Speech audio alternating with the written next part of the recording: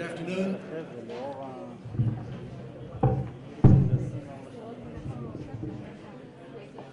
Good afternoon, ladies and gentlemen. Hope everyone had a good lunch. It's now my distinct pleasure to introduce you to the Honorable Member of the Knesset, Avi Dichter, who is the Chairman of the Foreign Affairs and Defense Committee in the Israeli Knesset. Avi Dichter is the Chairman of the Foreign Affairs and Defense Committee of the Knesset, and he served Israel in the Defense Force most elite commando unit, Sayeret Matkal. So, the top unit in the IDF. Coming out of the IDF, or out of Sayeret Matkal, he joined the Shin Bet, the Israeli Security Authority. He advanced up the ranks from Air Marshal to Director of the agency. He held the latter position from 2000 to 2005, a period of significant Palestinian terrorist activity, and that's what's written in the biographical sketch here, but I think I have to add a couple of lines to that, okay? We're talking here about the Second Intifada. We're talking about a period of time when Israel was caught with its pants down. We're talking about a period of time when bombs were going off in school buses, bombs were going off in restaurants, bombs were going off in hotels, and the situation here was dire. And in order to deal with this situation, we needed, in my opinion, the head of Shin Bet, who had courage, who had experience, who had leadership capabilities, and who didn't mess around. And basically, during this time, Mr. Dichter is credited with restructuring of the Shin Bet to effectively reduce the number of terror attacks and restore public morale. And let me tell you, public morale was way down in 2002 here, way down. The GDP of Israel went down by 3% in 1 year. There were 400,000 tourists coming to Israel instead of 2 million a couple of years beforehand. So the Palestinians got the best of us, okay, during that period of time. And Avi Dichter came in and filled the shoes and did something about it. And he deserves, by the way, the credit for it. He is the former Israeli Minister of Public Security in Ehud Olmert's government, and up until recently, Minister of Home Front Defense and under Prime Minister Netanyahu. He was also been a member of the Knesset for a number of years, from 2006 to 2012. I can't think of a better person to speak at an Institute for Counter-Terrorism conference than Avi Dichter. The floor is yours.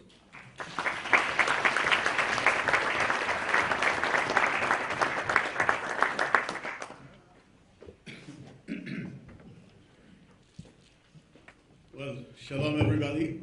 It's a privilege to be here. I think 3-4 years in a chain in this conference. And I know that 9/11 is a nightmare for all of us, those who grew up post 2001. I just 3 days ago got a call from a friend. He asked me very early in the morning, Avi, I need your advice. I said, what is it? He said, I need to catch a flight back home. So I said, well, I'm not a pilot. What can I do for you? He said, no, I never took a flight in 9/11, post 2001. I said, why? He said, you were head of Shin Bet, you don't understand why? And it came up into my mind that some people that I didn't know about it, I remember that prices went down post 9/11 for a few years, not anymore. But he told me, Avi, I never flew in 9/11. Can I fly today because I need very urgent to go back home? I said, yeah, you can catch a flight. So he asked me, is it safer today compared to 2001? And I had to think for a while. Because to tell you the truth, it's not that safer as it's supposed to be today, 9/11, 2017, compared to 2001. Because when you analyze courageously 9/11, the most horrible terror attack in the history of terror, it was 19 terrorists who came aboard 4 passenger aircraft with nothing but bad intentions. There's no device who can detect bad intentions. I've never seen it before.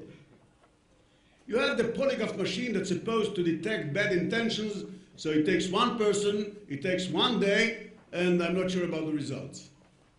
But in a line, no way. So I told him, if you need, catch an Israeli flight. He said, why? I said, because they have air marshals on board. I don't know about the others. And he said, that's a good idea.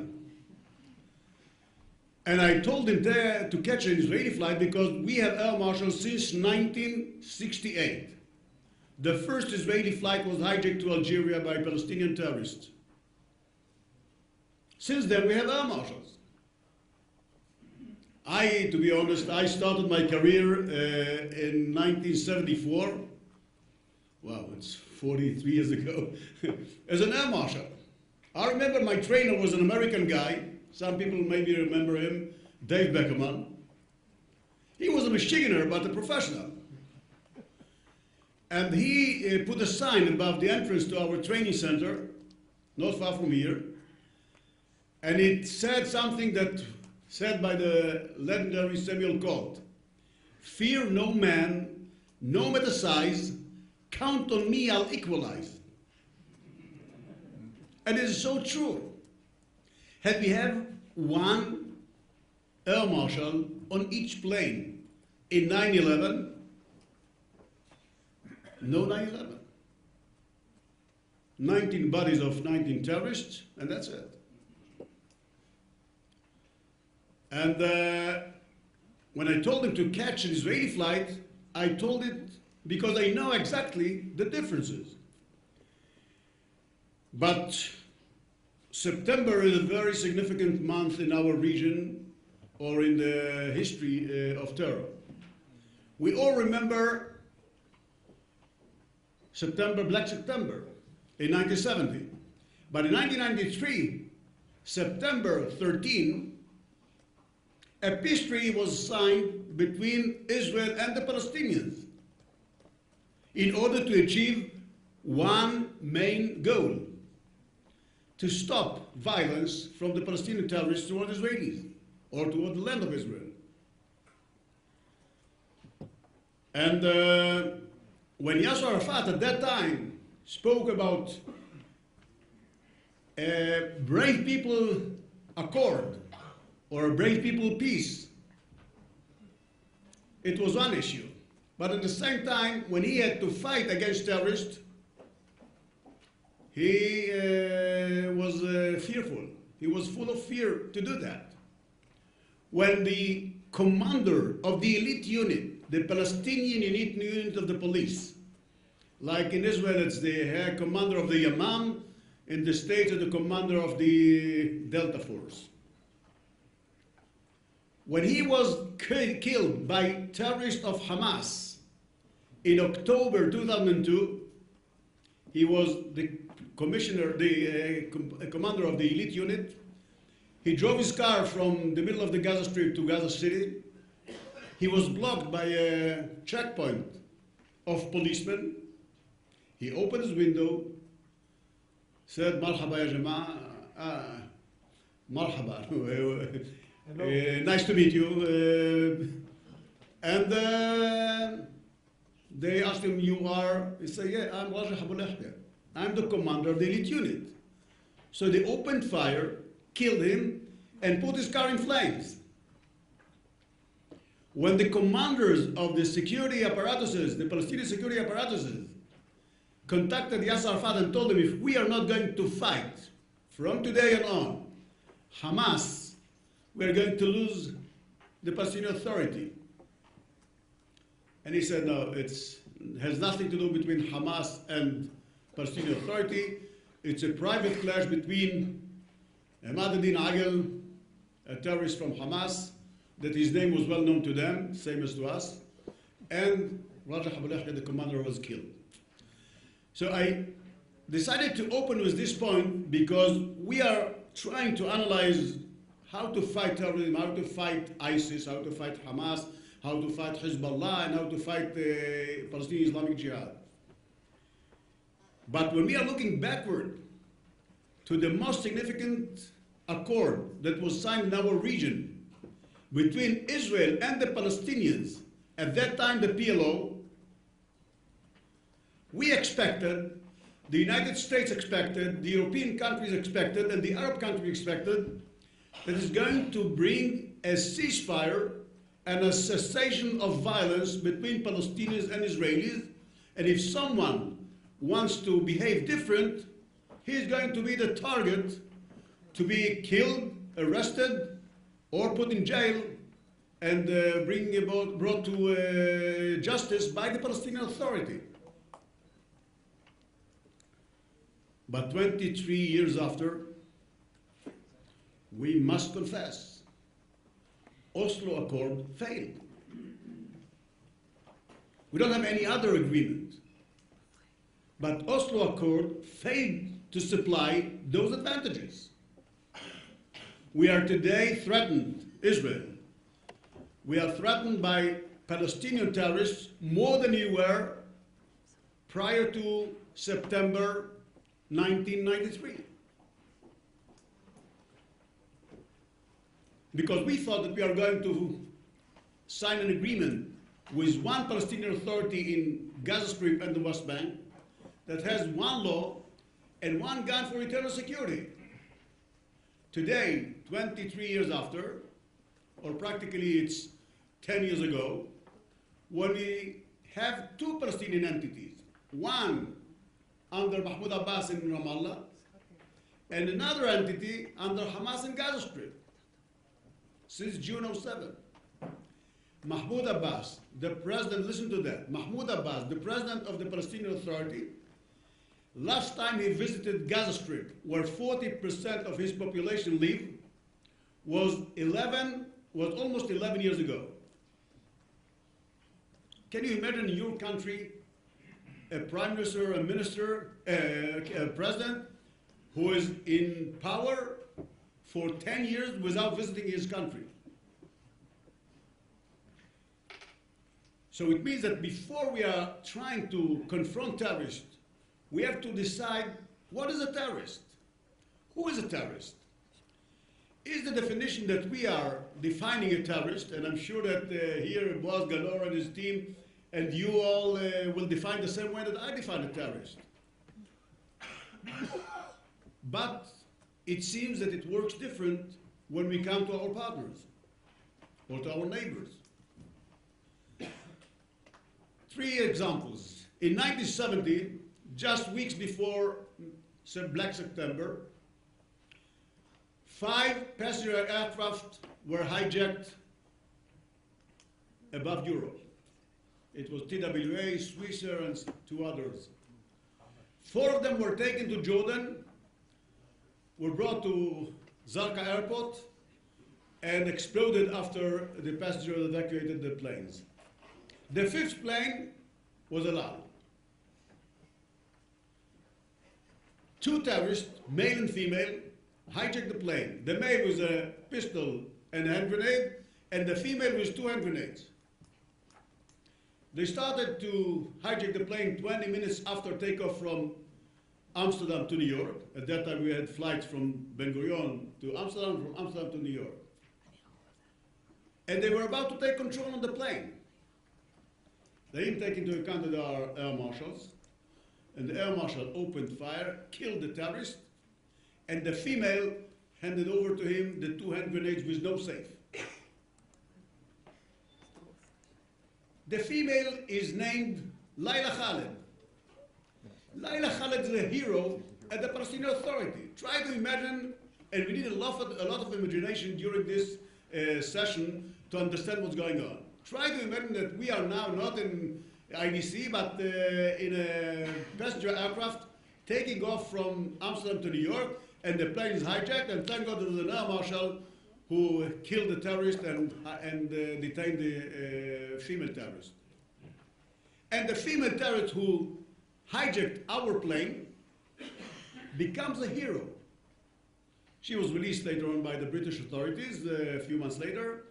So she is a hero in the Palestinian Authority. You can see Layla Khaled Square. She was part of the parliament. She's everywhere. She is a hero.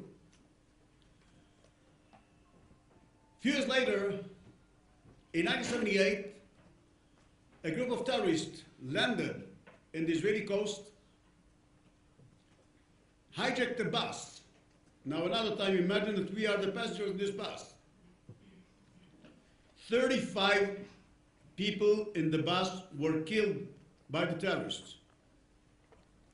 The bus was taken about 70 kilometers from Tel Aviv and was blocked at the entrance to Tel Aviv. One of the terrorists that got killed during the operational event is well known probably to some of them, Dalal Mughrabi. Dalal Mughrabi, who is, by the way, behind 35 passengers that got killed, another photographer, female, that was killed just near the coast where they landed. Dalal Mughrabi is a hero. You have the square of Dalal Mughrabi, the street of Dalal Mughrabi, the foundation after Dalal Mughrabi, and so on and so on. She is a hero. Just during the Second Intifada, we had an arch-terrorist who killed, or is in charge of killing, 67 people, mainly Israelis. 67 people. He was detained for 67 life imprisonment. Since then, since 2002, where we detained him, we failed to kill him, but post the defensive field operation, we mentioned to detain him. And because in fighting terrorists, unlike people who think that the first best is to kill terrorists, I beg to differ. The first best is to detain terrorists, because when you detain terrorists, you can question with them, take out information, translate it into action items, and foil other terror attacks. We don't have in Israel any tools or any know-how how to get information from that people. If someone has in his country, we'll be delighted to have it. And since 2002 till today, he received from the Palestinian Authority more than 700,000 Israeli money, which is more than $200,000, just because he killed 67 Israelis and was sentenced to 67 life imprisonment. So, another imagination. Try to imagine that Osama bin Laden is Palestinian. What would have the United States claimed for or ask the Palestinian Authority to do if they will dare to pay $1 compensation to Osama bin Laden's family? Compensation for being an arch-terrorist.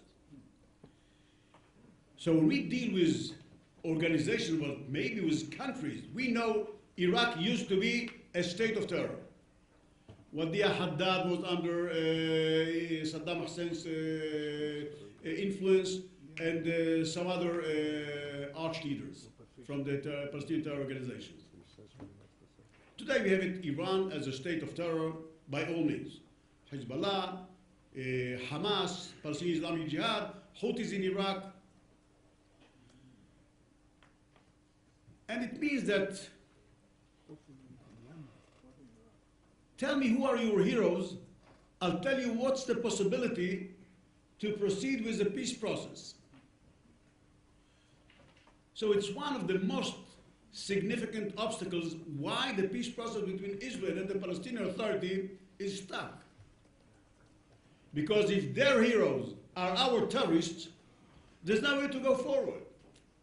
If Mahmoud Abbas, as the president of the Palestinian Authority, by law, they are paying salaries to terrorists who are in Israeli jail, paying salaries to terrorist families that the terrorists got killed during their suicide bombing. He bombed himself, detonated a bomb in the Park Hotel in Netanya at the Passover 2002, and now he gets money, his family gets money because he killed people, 30 people, 150 injured people.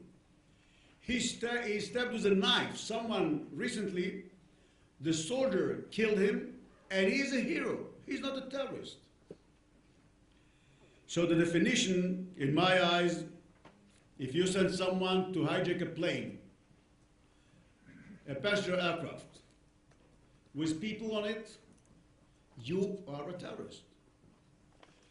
if you send someone to explode himself with a bomb inside a bus with passengers, you are a terrorist.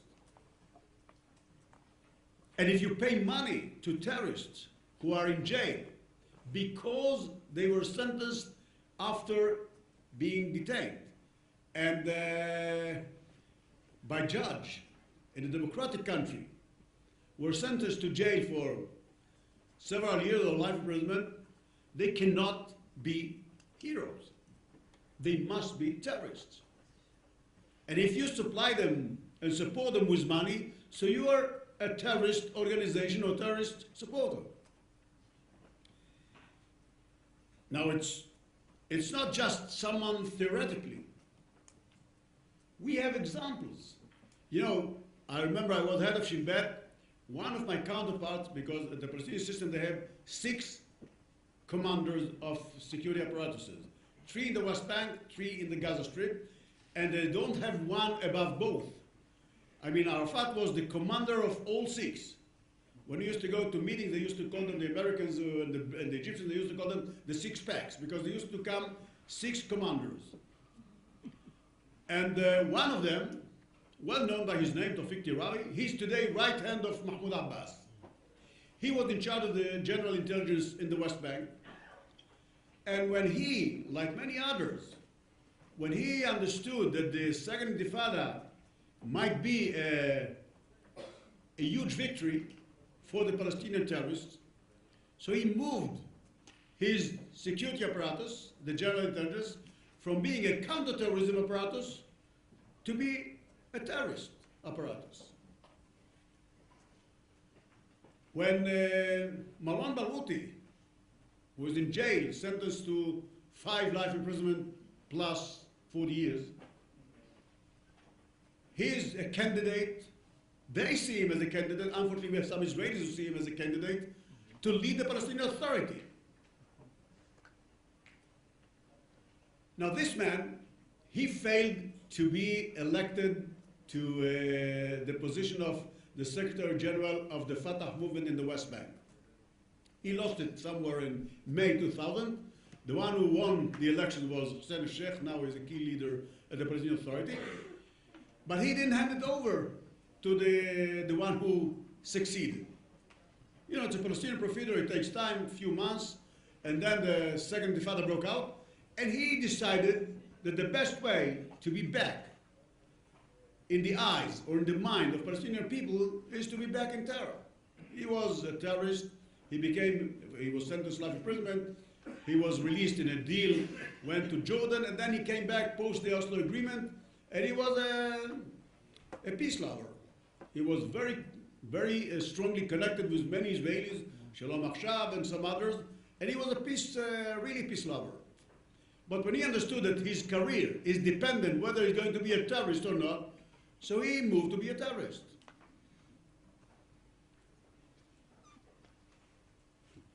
Or there's another one in Tulkarem. Those two, the first one, Tawfiq Tirawi and Marwan Barghouti, just by coincidence they remained alive. The third one was in charge of all Fatah movement in the Samaria area, and he was also a peace lover. He was very well connected with Israelis, but when the Intifada broke out, he became an arch-terrorist. He was killed in a counter-terrorism event after he launched tens of bloody terror activities against Israelis. So when you, as the leaders of the other part, Palestinian Authority in this case, when you are not agreeing about who's a terrorist, so there's no way to go forward. So 23 years after, we look backward, and we see that neither under Yasser Arafat nor under Mahmoud Abbas, we have the chance to negotiate about a peace treaty, while the word terrorist means one issue in the Palestinian Authority, and it's totally different in our eyes. Our eyes mean Israelis and many other countries, European or Americans, even maybe Arab countries. So when you are facing today terror organizations like Hamas or Palestinian Islamic Jihad in our region, or ISIS or other terror organizations in the other places in the region, I've learned in my life that against terror organizations, you have to fight. Because if you don't fight them today, you will find yourself needed to fight them tomorrow. But tomorrow, they will be better organized, much better equipped. If you look just about ISIS, ISIS was a phenomenon that strengthened itself just because nothing was done against them at the beginning. It took years up until severe counter-terrorism attacks started to be launched against ISIS. Because when Iran was brought to Syria, and when they brought Hezbollah to Syria, they didn't fight against ISIS. They fought against the rebels. They left ISIS to the American troops, the Allied troops, and to the future. So we don't have to be surprised that today, the last years, the fighting against ISIS are much more complicated, and the people, the innocent people who had to confront ISIS in the area that ISIS conquered, they suffered, and I'm telling you, once the whole stories will come out, I'm not sure that we'll be in an easy position. The Western countries who understand what really happened in each area that ISIS ruled it for months or even for years. When I go back to the Palestinian issue, I would say that when we are looking to the future and we ask ourselves, so what are the key factors, the main obstacles that block the possibility to reach any understandings between us and them? The first I just spoke about, it's the fact that terrorist is a hero. The second position, or the second obstacle, is the fact that they are falling in love with the status refugee.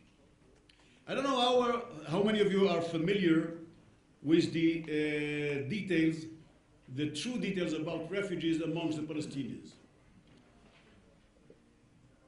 According to UNRWA, by the way, there's another absurd. In the world, there are 57 million refugees that taking care of them, UNHCR.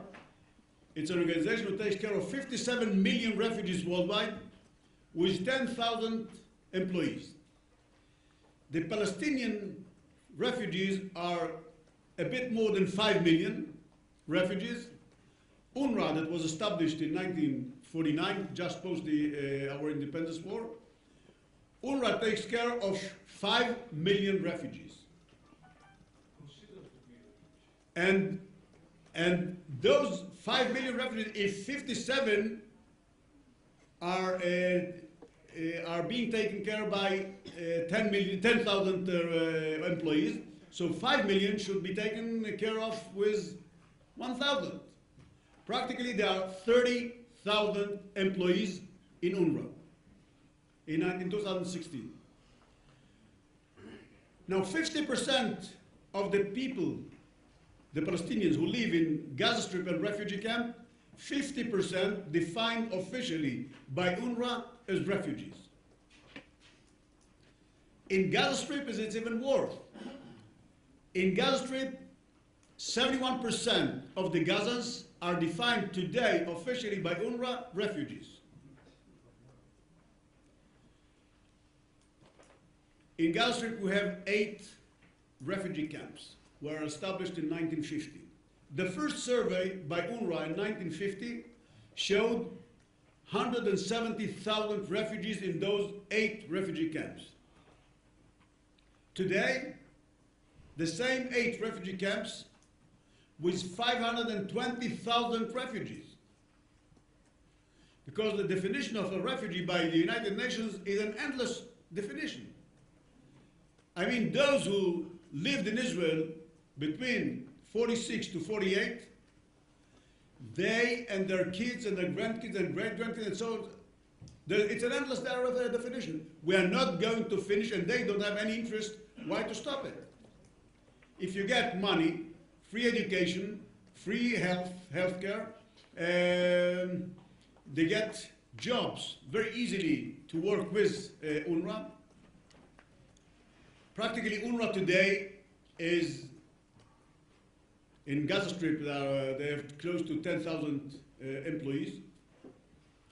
And I believe that the majority of them are people who were appointed by Hamas or by Palestinian Islamic Jihad. It used to be by Fatah, but 10 years ago things got changed. I mentioned because in one of my talks with Palestinian leaders, key leaders, they asked me about what do you think, Avi, is our main obstacle to go forward? I told them the main obstacle is that you are falling in love in your status as refugees. Israel, the state of Israel, was established by refugees. My parents are Holocaust survivors. They came from Poland, left everything behind. Assets, family members, they came just by themselves. The whole people of Israel in the 50s came from North Africa, from Egypt, Syria, Iraq, Yemen, with nothing behind. Just themselves. But never heard at home the word refugee. And I told them, you are falling in love with your status as refugees. So we are trying to do something which is impossible. You are going forward and looking backward. Try to do it, to go forward, to look backward. You are going to fall time and again. That's their problem, that's our problem as well. But in our balagan in the Middle East, in our chaos in the Middle East, I'm fully aware that sometimes we see cases that looks like there are problems between the Sunnis and the Shia, between Sunnis countries that in our region are the majority, 22 Arab countries are more than 350 million people. If you add to that Turkey, it's another 80 million. Iran is the only key country with majority of Shiite, almost 70 million people, Shiites. So sometimes we believe that, all right, if there are problems between the Sunnis and the Shiites, so like we all say, the enemy of my enemy is my friend. It's true. It works in Hebrew, Oyeb oyevi yedidi. It works in English. It works maybe in French, in German, and many other languages. It doesn't work in Arabic. In Arabic they say, أنا وأخوي على ابن عمي وأنا وابن عمي الغريب, which means me and my brother against our cousin. And me and my cousin against a stranger. And we shall always remain strangers. We, I mean Israelis or Jewish people. We, I mean Americans, European, I mean the Christians. We, I mean all those people who are not Muslims in general and not even Muslim enough in particular. So in this region, I'm telling you, you need to be strong. If you are not strong, you won't be a country in this region. You need to be strong because otherwise nobody is going to pay attention to you. And even though today we see that Iran is threatening Saudi Arabia and Egypt and the Gulf countries, I've never heard in my 40 years fighting terrorists, I've never heard that someone defined Hezbollah as a terror organization. Last year, 19 amongst 22 Arab countries defined Hezbollah as a terror organization. It's a miracle, I'm telling you. The three who didn't do it were Lebanon, Syria, and Iraq. The three countries were under full Iranian influence. Now they know that Iran is developing long-range missiles. They know it's not, Israel is the cover story. It's the best way to gain support among the Arab countries is to speak something against Israel or to develop weapon as if it's against Israel. But they know that the distance that those long-range missiles are reaching today is more than the distance between Iran and Israel. So it means that they have other targets, far targets.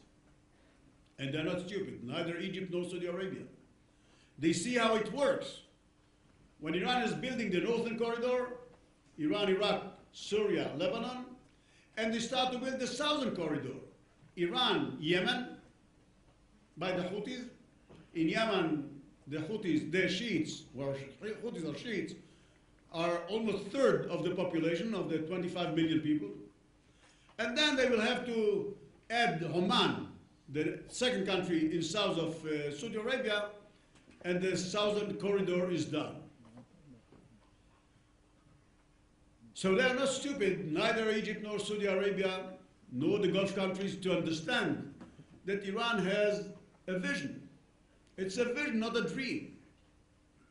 Because a dream, you open your eyes in the morning, nothing happens. A vision is different. And they think different. And they have time. If they need another 10, 12, 15 years in order to build their economy instead of building their nuclear weapon, so they will wait 15 years. They don't have elections every 3, 4, 5 years. The spiritual leader, they had since 72, 79, they had only two, Khomeini and the current one. So they have time. We have to be very careful. I mean, we, Israel and its allies, because we always have to remember, we are taken by them in this region as strangers.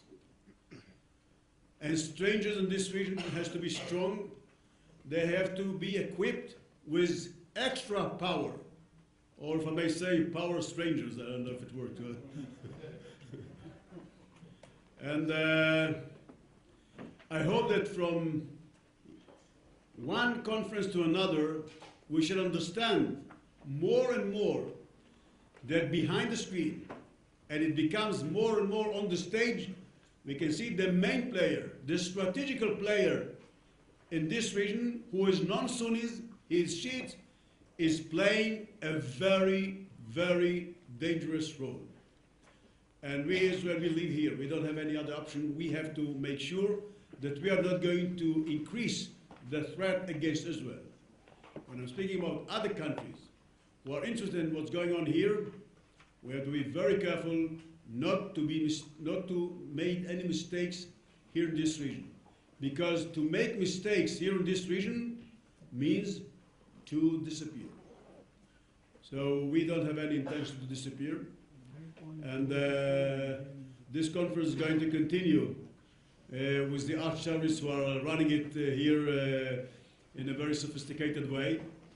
And I hope that, as we say, L'Shana Haba b'Yerushalayim, next year in Jerusalem, I hope that next year we shall see you here again. And meanwhile, we are celebrating our new year. So Shana Tova to all of you, and all the best. Thank you.